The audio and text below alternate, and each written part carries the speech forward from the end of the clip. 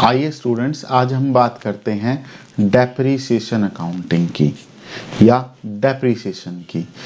इससे पहले डेप्रीसिएशन जो अकाउंट है बेटे वो AS 6 के अंदर आता था, लेकिन अब ये विड्रॉ हो चुका है। ये या तो AS 10 में आप देख सकते हैं, AS 10 एग्जिस्ट करता है या Ind AS 16 plant property plant and equipment deals with depreciation. अब सिंपल टर्म्स में हम बात करते हैं कि डेप्रीसिएशन होता क्या है। डेप्रीसिएशन एक सिस्टमैटिक और रैशनल एलोकेशन है कोस्ट का, of asset over periods of useful life. Useful life का भी एक मीनिंग है, वो हम आगे डिस्कस करेंगे कि जितनी एसेट की कॉस्ट आई है उसको हम एलोकेट कर देते हैं जब तक कि इसकी यूजफुल लाइफ है या जितने हमें ये इकोनॉमिक बेनिफिट्स प्रोवाइड कर रहा है।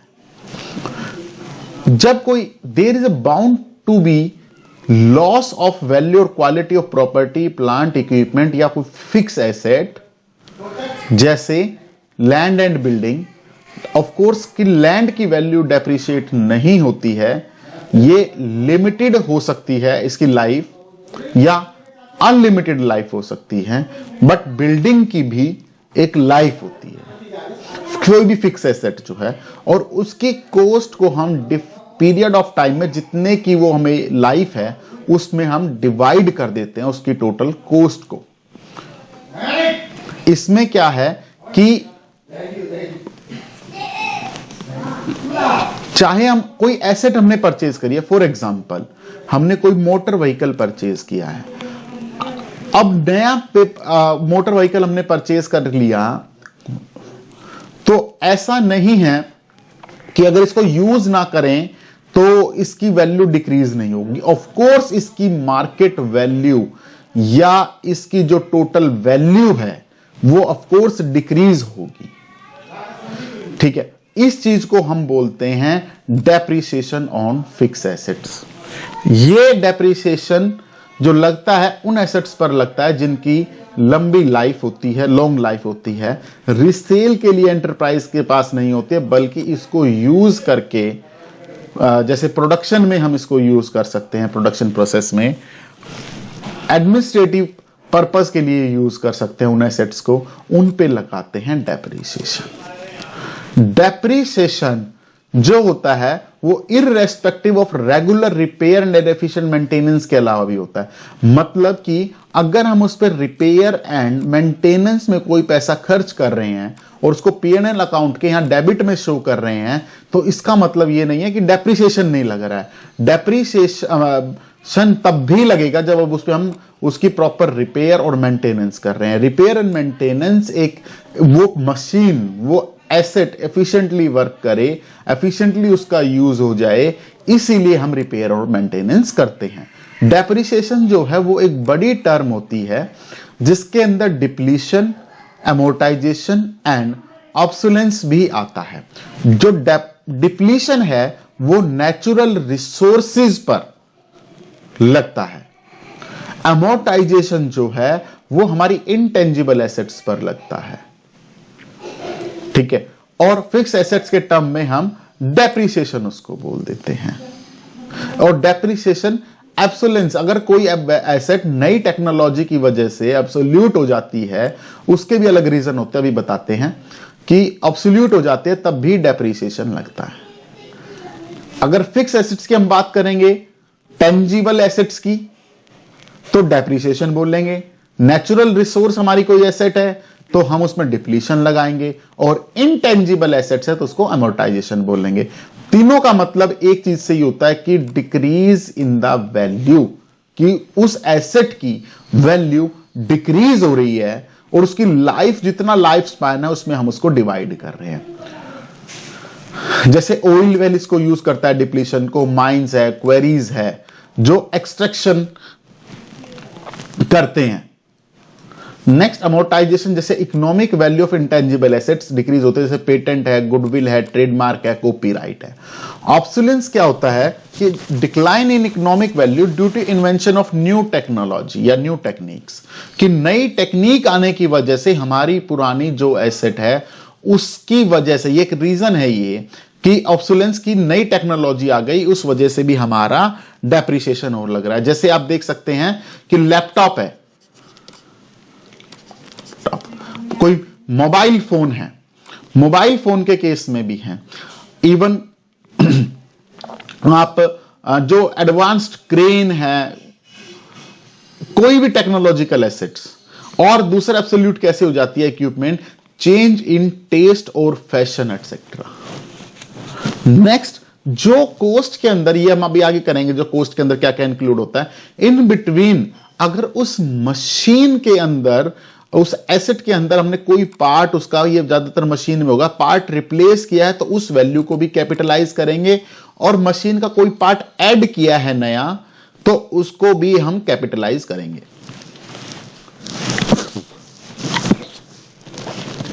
नेक्स्ट आता है इसमें यूजफुल लाइफ। यूजफुल लाइफ से मतलब है कि वो time period, for example 10 years.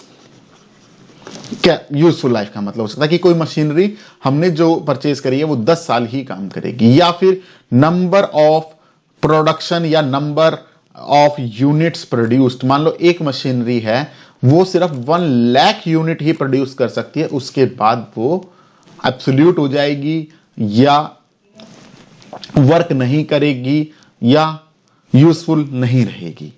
इसकी कॉस्ट के अंदर हम परचेज प्राइस को भी इंक्लूड करेंगे। पर कॉस्ट जो एसेट का टर्म है कॉस्ट, वो परचेज प्राइस, कोई टैक्स, इंप्लॉय बेनिफिट, मतलब हमने कोई अपना ही इंप्लॉय लगा करके मशीनरी को या एसेट को एक्वायर करने में या कंस्ट्रक्ट करने में कोई बेनिफिट उठाया है तो वो भी कॉस्ट इसमें प्लस होगी। कॉस्ट ऑफ साइट प्रिपरेशन का मतलब ये होता है कि उस पर्टिकुलर मशीनरी को या उस एसेट को इंस्टॉल करने के लिए कोई प्लेटफॉर्म या उसकी स्पेसिफिक कोई जगह बनाई है, उसके भी कॉस्ट इंक्लूड होगी। प्लस डिलीवरी, हैंडलिंग और transportation, installation, assembly cost, cost of testing.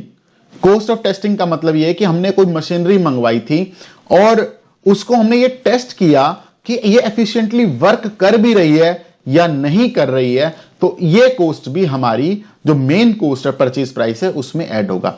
Professional fees का मतलब ये है कि प्रोफेशनल फीस की हमने मशीन की परचेज करते समय किसी एक्सपर्ट से एडवाइस ली थी कि कौन सी मशीन परचेज करें, किस ब्रांड की परचेज करें, तो वो चार्जेस भी इसके इंक्लूड होंगे। और एक्स्ट्रा पार्ट कोई ऐड करेंगे बाद में वो भी होगा, कोई पार्ट रिप्लेस करेंगे वो भी होगा।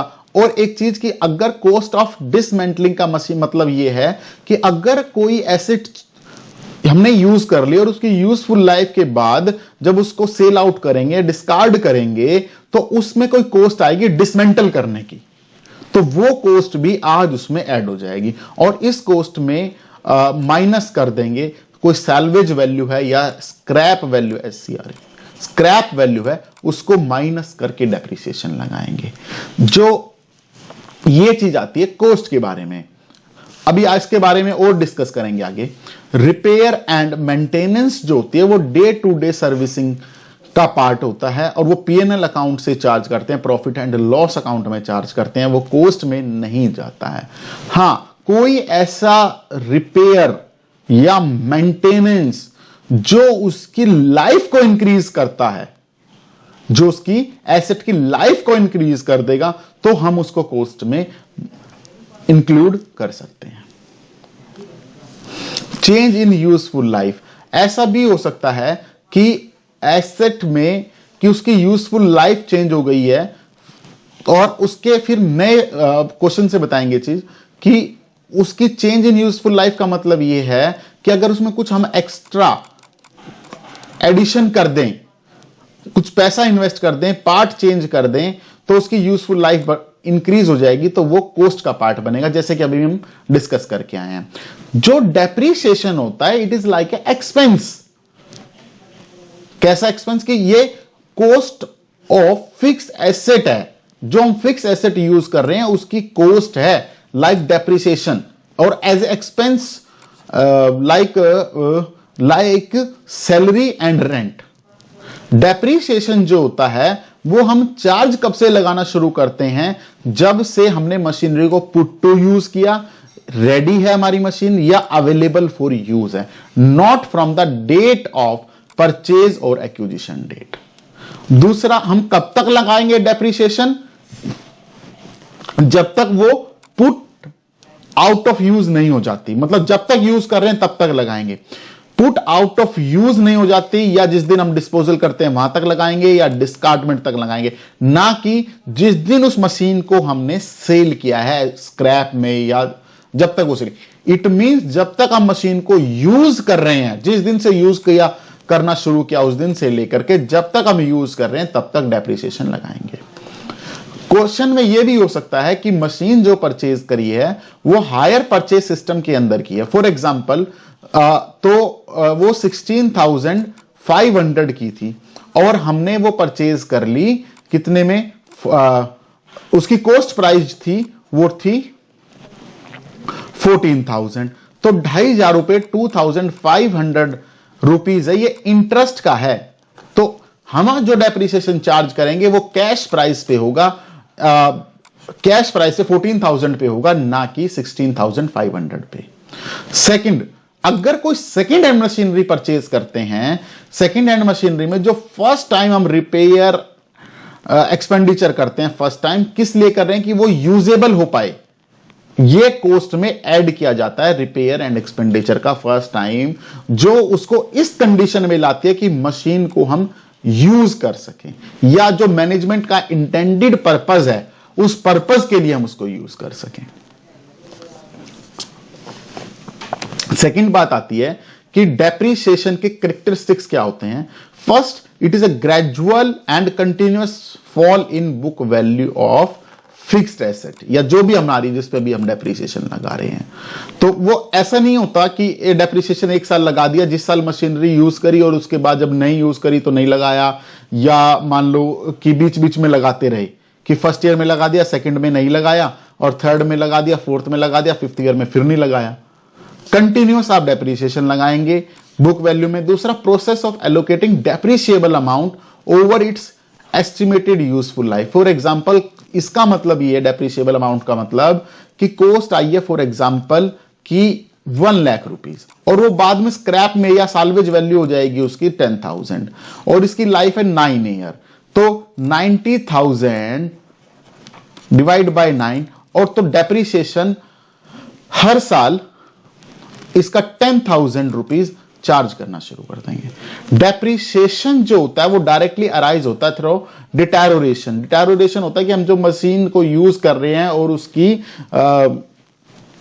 वैल्यू कम हो रही है यूज से, बिकॉज ऑफ यूज, और इनडायरेक्टली थ्रू एब्सोलेंस की एब्सोल्यूट हो रही है। एब्सोल्यूट के भी अलग अलग रीजन होते हैं, अभी आगे डिस्कस करेंगे। It is charge against the profit, मतलब कि हम जब यहां पे प्रॉफिट एंड लॉस अकाउंट बनाते हैं तो यहां पे डेबिट में लिखते हैं टू डेप्रिसिएशन, प्रॉफिट में से इसको रिड्यूस करते हैं। जो डेप्रिसिएशन रिलेटेड होता है वो टेंजिबल फिक्स एसेट से होता है, ना कि करंट एसेट से। जैसे कि स्टॉक हमारे पास जो है, जो सेल के लिए स्टॉक रखा गया है या डेटर है हमारे, उन पे कभी डेप्रिसिएशन नहीं लगता है। और ये इंटरनल ट्रांजैक्शन होती है। इट मींस कि हमें अपनी बुक में ही ये internal transaction and non cash transaction होती है।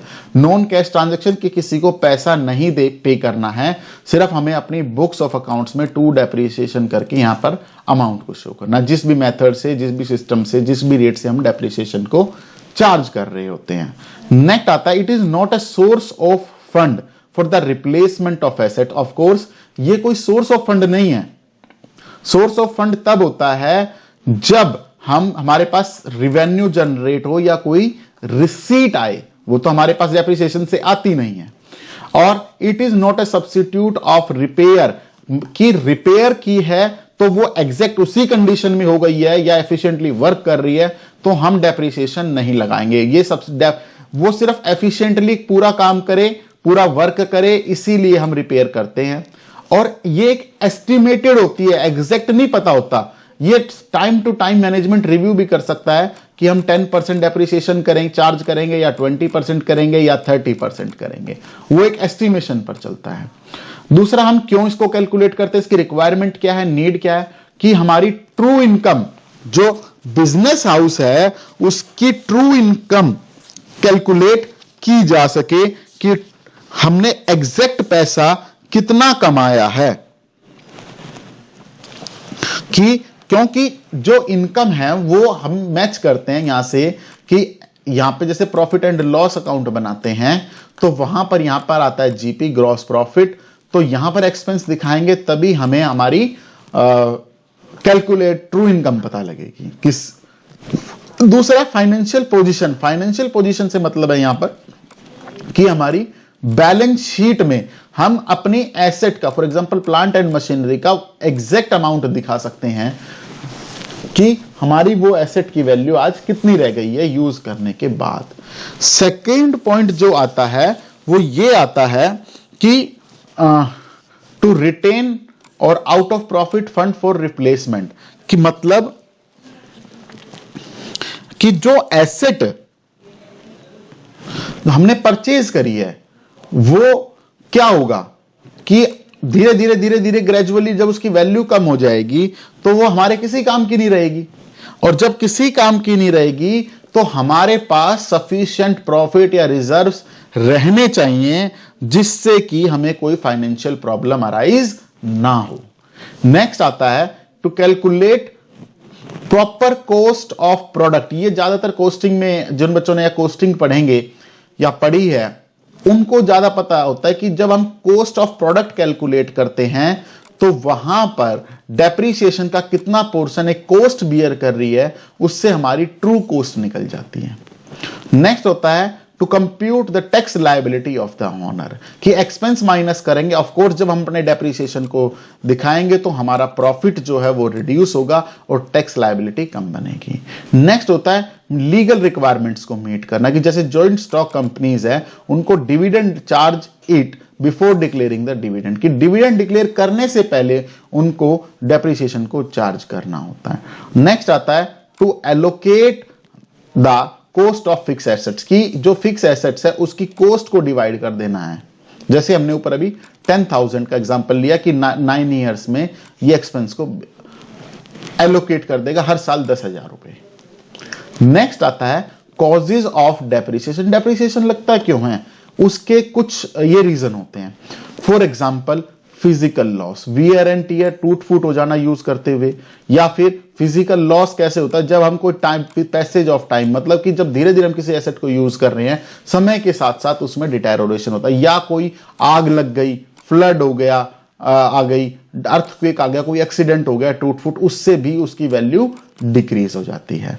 नेक्स्ट आता है फंक्शनल फैक्टर। इनएडुकेसी का मतलब यह है कि फॉर एग्जांपल अगर मेरी मान लो कोई मशीनरी थी और मैं 1000 यूनिट्स प्रोड्यूस करता था, लेकिन मेरा बिजनेस एक्सपेंड कर गया और रिक्वायरमेंट आने लगी 2000 यूनिट्स की, तो जो ये मशीनरी है वो मेरे किसी यूज की नहीं रही, तो मैंने क्या करना है, कोई ऐसी मशीनरी परचेज करनी है जो 2000 या इससे ज्यादा की यूज कर रहे हैं, जिसकी ज्यादा की मैं यूनिट प्रोड्यूस कर सके। ऑब्सोलीट का मतलब होता है कि मेरे कोई नई टेक्नोलॉजी आ गई, ऑब्सोलेंस का मतलब न्यू टेक्नोलॉजी आ गई, उस वजह से और एफिशिएंटली वो वर्क कर रही है, तो मुझे वो चीज को उस एसेट को परचेज करना है। डिप्लीशन जो डिपेंड करता है वो निकालने पे, यानी एक्सट्रैक्शन नेचुरल रिसोर्सेज में से। फॉर एग्जांपल अगर मान लो मेरी कोई ऑयल वेल है, तो जितना मैं उसमें से एक्सट्रैक्ट करता रहूंगा उतना सा डेप्रिसिएशन लगाते रहेंगे। एक होता है टाइम फैक्टर। टाइम फैक्टर का मतलब जैसे लीज पे कोई एसेट ली है तो वो लीज है, पेटेंट है, कॉपीराइट है, तो उनका एक टाइम के बाद जो है वो अबोलिश हो जाता है, या उतने समय के लिए, फॉर एग्जांपल से 10 इयर्स, तो ये चीज 10 इयर्स के लिए ही मेरे को मिलेंगी, लीज पे ले लो या किसी का कॉपीराइट ले लो या पेटेंट ले लो, तो उनको अमोर्टाइज कर सकते हैं। दूसरा टाइम फैक्टर में डिपेंड करता है। एक पॉइंट और आता है यहां पे, legal requirement. Legal requirement for example, अगर मेरे पास फॉर एग्जांपल कोई डीजल व्हीकल है तो दिल्ली में उसको मैं 10 साल चला सकता हूं, और वही व्हीकल अगर मेरे पास पेट्रोल में और सीएनजी में है तो मैं उसको 15 साल चला सकता हूं। तो लीगल रिक्वायरमेंट भी डेप्रिसिएशन को अफेक्ट करती हैं कि उस पर कितना डेप्रिसिएशन लगेगा। फॉर एग्जांपल कि मेरी car for example 10 lakh rupees की है एग्जैक्टली, तो अगर डीजल में है तो मेरे को डिवाइड बाय 10 करके हर साल 1 लाख रुपीस का डेप्रिसिएशन, और अगर वही 10 लाख रुपीस कार मैंने पेट्रोल और सीएनजी में ले रखी है तो 15 से डिवाइड करके डेप्रिसिएशन जो आएगा वो चार्ज करना होगा। तो लीगल रिक्वायरमेंट भी जो है वो डेप्रिसिएशन अमाउंट को अफेक्ट करती है। ये देखिए, टोटल कॉस्ट, जितनी कॉस्ट होगी वो फैक्टर अफेक्ट करेगा डेप्रिसिएशन को। फॉर एग्जांपल 10 लाख जो मैंने अभी बताया। स्क्रैप वैल्यू है, क्यों स्क्रैप वैल्यू हो सकता है नील हो, 10,000 हो। उसके बाद उसमें आता है कि इंटेंसिटी ऑफ यूज। अगर फॉर एग्जांपल एक व्हीकल लीजिए, इको गाड़ी का या किसी और गाड़ी का, किसी भी ट्रांसपोर्ट मोटर व्हीकल का आप ले लीजिए, अगर उसको हम पीपल ट्रांसपोर्टेशन में लगाते हैं, मतलब लोगों के आने जाने के लिए लगाते हैं या अपने पर्सनल यूज के लिए उसको यूज करते हैं, तो उसकी लाइफ ज्यादा होगी एज कंपेयर टू वो मोटर व्हीकल जो कि कमर्शियल गुड्स को ट्रांसपोर्ट करने में काम आता है।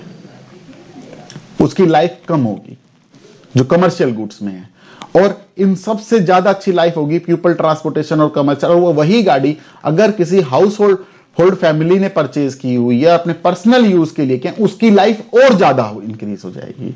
दूसरा, स्टैंडर्ड ऑफ मेंटेनेंस, कि उसकी सर्विस अगर कार की मैं ऑथोराइज सर्विस सेंटर से कराता हूं तो ऑफकोर्स लाइफ इंक्रीज हो जाती है।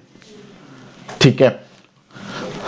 और दूसरा होता है रिप्लेसमेंट पॉलिसी, जो मैंने भी कार का एग्जांपल दिया, अगर वो 10 इयर्स की है तो वो भी अफेक्ट करेगी। और दूसरा 10 इयर्स और 15 इयर्स और 25 इयर्स उसकी रिप्लेसमेंट पॉलिसी क्या है। और टेक्निकल और कमर्शियल ऑब्सोल्यूट हो जाना, मतलब कि डेट जो प्रोडक्ट है वो आउट ऑफ यूज हो जाना। ये 3 चीजें होती हैं जो लाइफ, स्क्रैप वैल्यू और एसेट, वो फॉर एग्जांपल मैं बताता हूं कैसे वो डेप्रिसिएशन को अफेक्ट करता है। जैसे कि अगर कॉस्ट आती है फॉर एग्जांपल 11 लाख रुपए की, मैं एक एग्जांपल बताता हूं, और उसकी स्क्रैप वैल्यू है 1 लाख रुपीस, ईयर है 10, लाइफ 10 ईयर्स, तो 10 लाख बच गए। 10 लाख माइनस में 10 lakh divide by 10, 1 lakh rupees.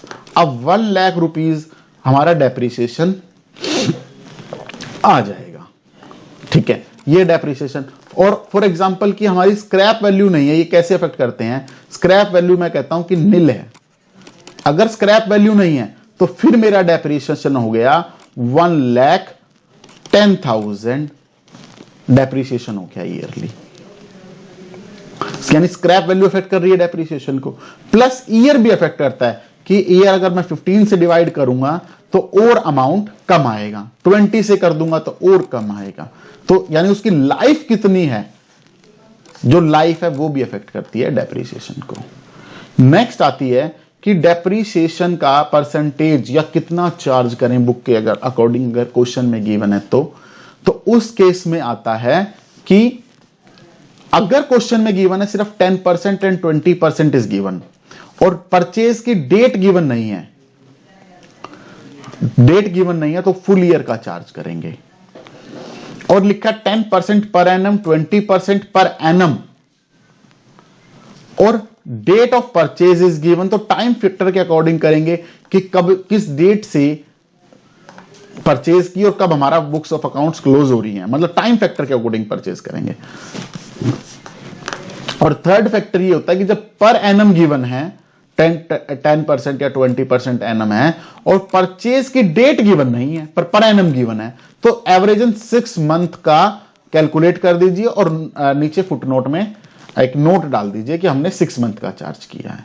दूसरा, डेप्रिसिएशन को चार्ज उस दिन से करें अगर क्वेश्चन में लिखा है from date of put to use और asset is ready for the use irrespective of the fact whether it is being used or not. चाहे यूज कर रहे हो या नहीं कर रहे हो, बट वो जिस दिन से रेडी अवेलेबल थी, अवेलेबल हो गई थी उस दिन से। फॉर एग्जांपल अगर मैं आज एक कार परचेज कर लेता हूं 10 लाख रुपीस की और अपने घर में शोरूम से लाके बिल्कुल अपने घर में खड़ी कर रखी है और चला ही नहीं रहा हूं बिल्कुल भी, तो इसका मतलब ये थोड़ी है कि उसकी वैल्यू डिक्रीज नहीं होगी। ऑफ कोर्स उसकी वैल्यू डिक्रीज होगी, वो रेडी मेरे पास अवेलेबल है और उसके बाद उस पर डेप्रिसिएशन चार्ज शुरू होना शुरू हो जाएगा। नेक्स्ट बात आती है कि अकाउंटिंग ट्रीटमेंट ऑफ डेप्रिसिएशन, ये सिस्टम की बात करता है कि जैसे प्लांट एंड मशीनरी अकाउंट है, उसमें दो तरीके से हम बनाते हैं कि net basis account, net basis पर और कोस्ट बेसिस पर। नेट बेसिस में जो हम बनाते हैं उसमें सिर्फ एक ही अकाउंट बनता है, प्लांट एंड मशीनरी अकाउंट, जिसमें हम लोग डेप्रिसिएशन भी उसी में दिखा देते हैं, प्लस अगर कोई सेल होती है तो वो भी उसी में दिखा देते हैं, उससे कोई प्रॉफिट एंड लॉस जनरेट हुआ है तो वो भी हम उसी में दिखा देते हैं, प्रॉफिट एंड लॉस आया तो भी उसी में दिखा देंगे। बट अगर कोस्ट बेसिस में क्या होता है कि हम plant and machinery total cost account से बनाते हैं कि कोस्ट अकाउंट पे बनाएंगे, प्रोविजन फॉर डेप्रिसिएशन अकाउंट जो एनुअल डेप्रिसिएशन आएगा वो चार्ज करेंगे, और मशीन अगर सेल करी है तो उसके लिए एक सेपरेट अकाउंट बनाएंगे, मशीनरी डिस्पोजल अकाउंट, और यहां से डेप्रिसिएशन जाएगा और यहां से उसकी कॉस्ट वैल्यू जाएगी इस अकाउंट में।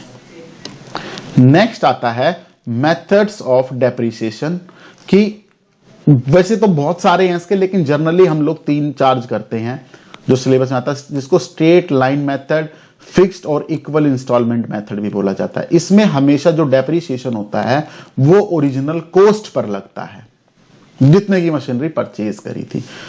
ये अभी हम नेक्स्ट पार्ट में डिस्कस करेंगे। डिमिनिशिंग बैलेंस मेथड वो होता है जो हमारी नेट रिड्यूस्ड वैल्यू आती है उस पर हर साल, फॉर एग्जांपल कि यहां पे हमने एक मशीनरी 1 लाख रुपए की परचेज की है और 10% हम डेप्रिसिएशन चार्ज करते हैं, तो हर साल डेप्रिसिएशन एक स्टेबल अमाउंट से 10% इसका 10,000 चार्ज करते रहेंगे।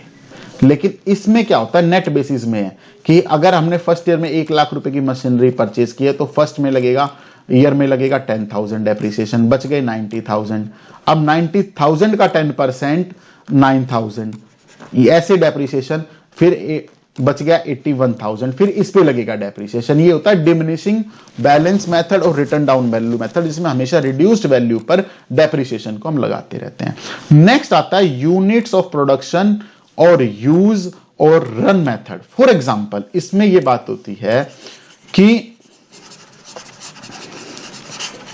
कि अगर फॉर एग्जांपल हमने कॉस्ट परचेज करी 1,10,000 और उसकी स्क्रैप वैल्यू 10,000 है, तो यूनिट बना सकती है वो 10,000। और फर्स्ट क्वेश्चन में, ये फर्स्ट क्वेश्चन है यहां पर, और इसी में मैंने सेकंड चेंज करके यहां पर लिखा कि ये आवर के हिसाब से है। तो अगर मैंने तो वो 10,000 यूनिट प्रोड्यूस कर सकती है, और हमने जब ईयर 2022 में 150 यूनिट प्रोड्यूस करी है, 150 यूनिट, तो डेप्रिसिएशन कैसे कैलकुलेट होगा? डेप्रिसिएशन होगा कि 1,10,000 माइनस में 10,000, तो और टोटल आ गया, यूनिट प्रोड्यूस कर सकते हैं हम 10,000, ऊपर जो है वो बच गया 1 लाख, 1 लाख डिवाइड बाय 10,000, इससे 4 जीरो गई। ये क्या है, हमारी यूनिट्स हैं ये, तो 4 जीरो गई, तो यानी हमारा आ गया ₹10 पर यूनिट्स आ गया। तो उसके बाद अब हम डेप्रिसिएशन जो लगाएंगे 2022 में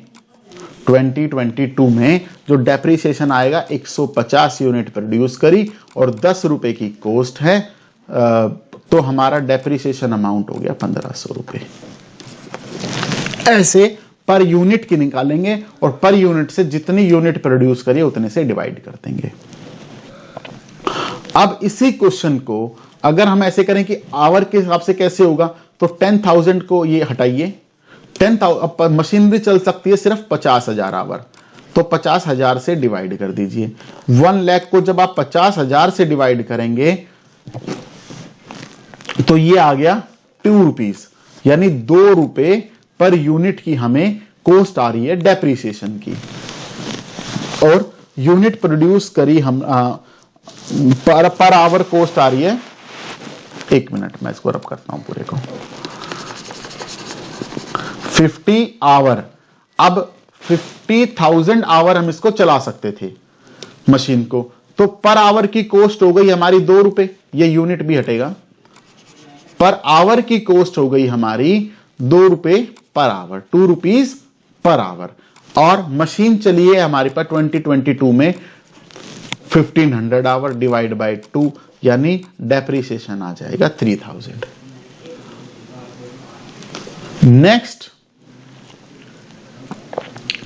बात आती है कॉस्ट टू बी कैपिटलाइज, कि हमने क्या क्या उस कॉस्ट में इंक्लूड करना चाहिए। ये थोड़ा सा हम अभी ऊपर भी डिस्कस करके आए हैं कि purchase price for example 2 lakh, ये प्लस हो जाएगी। लीगल चार्जेस है, कोई इंपोर्ट ड्यूटी और एनी अदर टैक्स माइनस, कोई रिबेट डिस्काउंट वगैरह मिला है तो वो माइनस कर देंगे। तो 2 lakh rupees as it is आएगा हमारी कॉस्ट में, 10,000 ये भी कॉस्ट में आएगा। ट्रांसपोर्टेशन, डिलीवरी, हैंडलिंग 12,000 ये भी हमारी कॉस्ट का पार्ट बनेगा। इंस्टॉलेशन और असेंबली है 12,000 की, वो भी हमारी कॉस्ट का पार्ट बनेगा। और प्रोफेशनल चार्जेस या कंसल्टेंसी फीस है एक्विजिशन के लिए या कंस्ट्रक्शन के लिए, अगर कोई हमने एसेट्स कंस्ट्रक्ट की है तो वो आएगा, वो भी 10,000 आएगा। डिसमेंटलिंग या डीकमीशनिंग में एसेट को डिस्कार्ड करने में हमारा कोई खर्च आ रहा है तो वो भी इसमें प्लस आएगा। उसके बाद साइट प्रिपरेशन अभी हम डिस्कस करके आए हैं तो वो भी ऐड होगा 25,000 रुपए इसके अंदर। Testing cost, machine properly function कर रही है या नहीं कर रही, वो भी ऐड हो जाएगा, वो भी, ये भी प्लस होगा। Plus cost of employ benefit, वो भी प्लस होगा। मेजर इंस्पेक्शन कराया कोई, जिस इंस्पेक्शन से वो कॉस्ट जिसकी लाइफ को अफेक्ट करती है, अगर रिपेयर एंड मेंटेनेंस लाइफ को अफेक्ट करेगी तो वो भी ऐड हो जाएगी। बट कोई रूटीन का इंस्पेक्शन है जो लाइफ को अफेक्ट नहीं करता है तो वो ऐड नहीं होगा। बट लाइफ को अफेक्ट करता है मतलब लाइफ को इंक्रीज करता है तो वो इंस्पेक्शन भी इसमें ऐड होगा। कोई रिपेयर एंड मेंटेनेंस का चार्ज नहीं आएगा, as no improvement in the work life. Minor repair जो होती हैं वो प्रॉफिट एंड लॉस अकाउंट में जाती हैं। अगर कोई ऐसी रिपेयर है जो इंक्रीज करती है वर्क लाइफ को, may be capitalised, like replacement of part and addition. उसके बाद ये आता है कि any cost incurred till the location, मतलब कोई भी कॉस्ट आपको लगता है कि बियर की गई है कॉस्ट को, प्लांट या मशीनरी या कोई फिक्स एसेट्स को लाने में उस लोकेशन जहां पर इसका यूज करना है या जो मैनेजमेंट की इंटेंडेड लोकेशन है वहां तक लाने में यूज, या इसको रेडी करने में कोई को यूज के लिए कोई कॉस्ट आई है, वो सारी की सारी कॉस्ट इसमें ऐड हो जाती हैं, सारी की सारी। होप